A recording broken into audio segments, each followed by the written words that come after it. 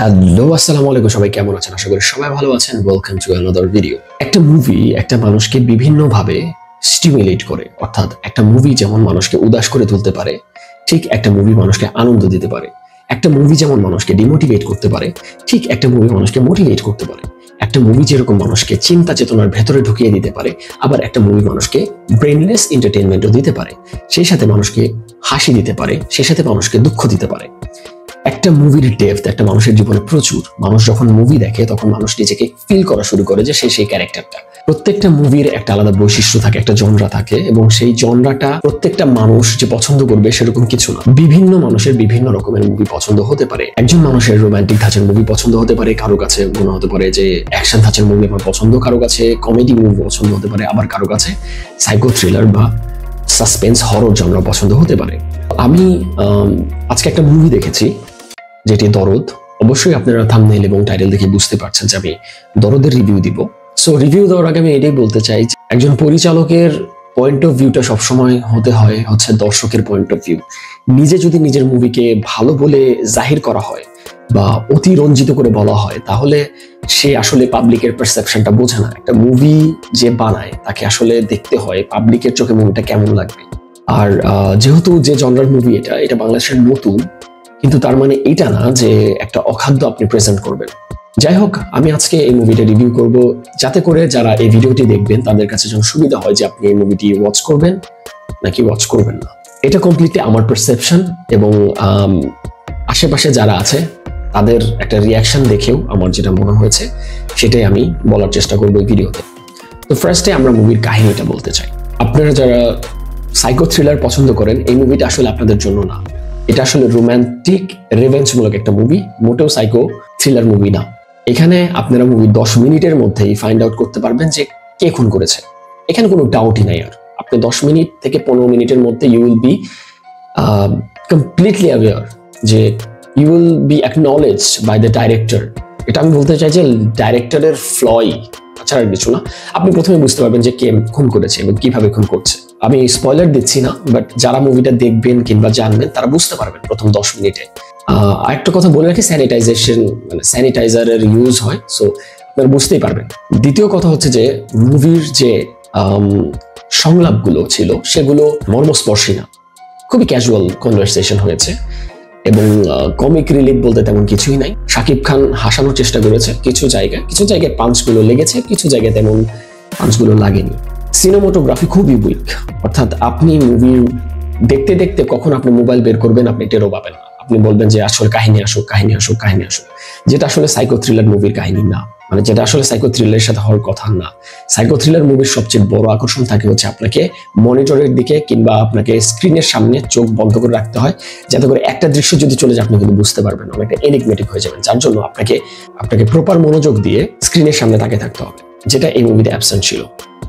তৃতীয় হচ্ছে অ্যাক্টিং। কয়েকজন অনেক ভালো অভিনয় করেছেন, তার মধ্যে শাকিব খান আছে, সোনাল চৌহান আছে, তারপরে আছে পায়েল সরকার। রাহুল দেবের অ্যাক্টিং, সে যেরকম করে ক্যাজুয়াল অ্যাক্টিং, তার অ্যাক্টিং এ নতুন করে বাড়িয়ে বলার কিছু নেই, ভালো অ্যাক্টিং করেছে।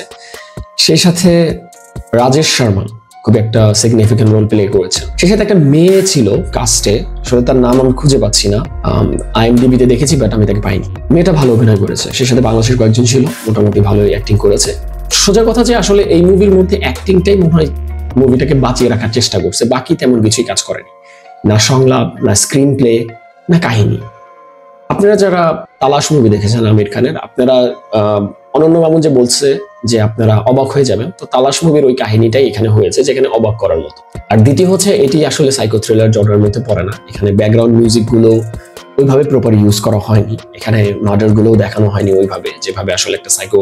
আপনার রাজ হাসানের যদি দেখেন, রাজ হাসানের যে ব্যাকগ্রাউন্ড মিউজিক বা ব্যাকগ্রাউন্ড স্কোর ছিল সেরকম কিছুই না। তারপরে যদি আমরা ধরি যে কাহিনীর বেসটা, আপনি বাংলাদেশে যখন মুভি রিলিজ করবেন আপনি বাংলাদেশের জনগণকে রিলেট করার চেষ্টা করবেন। আপনি যদি বানারসকে দেখান তাহলে বাংলাদেশের পাবলিকগুলো রিলেট করবে। আর দ্বিতীয় কথা হচ্ছে বানারস যেহেতু ইউপি ইন্ডিয়াতে, সেখানকার ভাষাটা হচ্ছে আসলে হিন্দি আর উর্দু। সো সেখানে কলকাতার পুলিশ গিয়ে কি করে সেটাই আমার বুঝে আসছিল। সেখানে তো ইউপি পুলিশই কাজ করার কথা ছিল, তারা উত্তরপ্রদেশের হিন্দি ভাষায় কথা বলবে। So does it really make sense? যাই হোক, তারপরেও যেহেতু আর্টিস্টিক লিবার্টি দিলাম, তারপরে হচ্ছে যে বহু জগা খিচুড়ি এখানে দেখানো হয়েছে যে তার আসলে মানসিক অবস্থা ঠিক নাই, ইমাজিন করে অনেক কিছু। তো এখন কথা হচ্ছে যে সে যদি ইমাজিনেটিভ হয়, সে যদি জিনিসটা ইমাজিন করে, তাহলে তার সামনে যদি কেউ আসে সে তাহলে আইডেন্টিফাই করতে পারবে না একটা শাড়ি দিয়ে ইমাজিনেশন, আর সে সেটা পুলিশের সামনে কেন ফেস করবে? Does it really make sense? যদি এটা একটা সাইকিয়াট্রিস্ট তাকে হিপনোসিসের মাধ্যমে বা হিপনোটাইজ করে যদি এটা করতো, তাহলে একটা সেন্স হতো, যেটা করা হয়নি। এবং লাস্টে যখন মিলাই দিবে কাহিনীটা, ওই জায়গাতেও যদি দেখাতো যে সোনাল চৌহান এখন বেঁচে আছে, দুজন মিলে প্ল্যান করেছে, তাহলেও একটা ব্যাপার ছিল। আমার কাছে এই মুভিটা মূলত ভাবে মনে হয়েছে যে ইটস কমপ্লিটলি আমাকে হতাশ করেছে। তবে হ্যাঁ, আমি যদি বলতে চাই যে মুভির মধ্যে অনেক কিছু ভালো ছিল, তাহলে আমাকে একটা ভালো জিনিসও বলতে হয়। সেটা হচ্ছে যে মুভির অ্যাক্টিং ভালো ছিল, মুভির কালার গ্রেডিং ভালো ছিল, মুভির এডিটিংটাও ভালো ছিল। গানগুলোর যদি কথা বলি, গানগুলো তেমন মানে অ্যাপিলিং না, মানে ওই কাহিনীর সাথে গানগুলো ওইভাবে আসলে যায় না, যেভাবে আসলে দেওয়া হয়েছে এটা আসলে ওইভাবে যায় না। মুভিটা অনেক তাড়াহুড়ার মধ্যে কমপ্লিট করেছেন অনন্য মামুন। আমার মনে হয় যে খুবই কম সময়ে শিডিউলের মধ্যে যতটুকু করা যায় ততটুকুই করা হয়েছে। মুভিটা নিয়ে দ্বিতীয়বার বসা হয়নি, মানে আসলে কি করা যায়, কি করলে জিনিসটা আরো ভালো হয় সেটাও চিন্তা করা হয়নি। মুভিটা দ্রুততম সময়ের মধ্যে রিলিজ দেওয়া হয়েছে, বহু কারেকশন করা যেত, বহু সম্ভাবনা মুভি ছিল, বাট এটাকে কমপ্লিটলি ওয়েস্ট করে দেওয়া হলো।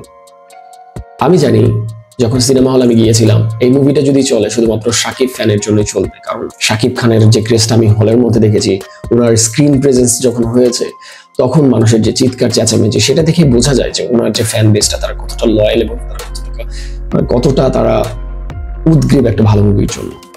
এই এফোর্টটা কমপ্লিটলি ওয়েস্ট হলো। এবং আমার ধারণা এই মুভিটা শুধুমাত্র শাকিব ফ্যানরাই এটাকে ব্যবসা সফল করবে। বাকি এই মুভির যদি আমাকে স্কোর দিতে কেউ বলে, তাহলে আমি দিব 2/5। আমি সরি, বাট আমি খুব হতাশ হয়েছি। মুভির ট্রেলার দেখে আমার যেটা মনে হয়েছিল, যতটুকু সাসপেন্স আমি এক্সপেক্ট করেছিলাম যে লাস্ট পর্যন্ত আমাকে একদম স্ক্রিন ধরে রাখবে, সেটাও রাখেনি। আমি 10 মিনিটেই বুঝে গেছি কাহিনী কি। শুধু ওই একটা জায়গায় যেখানে অবাক হওয়ার কথা, সেই জায়গায় একটু আমি অবাক হয়েছি, তাও খুব বেশি না। এটা হতেই পারে একটা সাসপেন্স মুভিতে।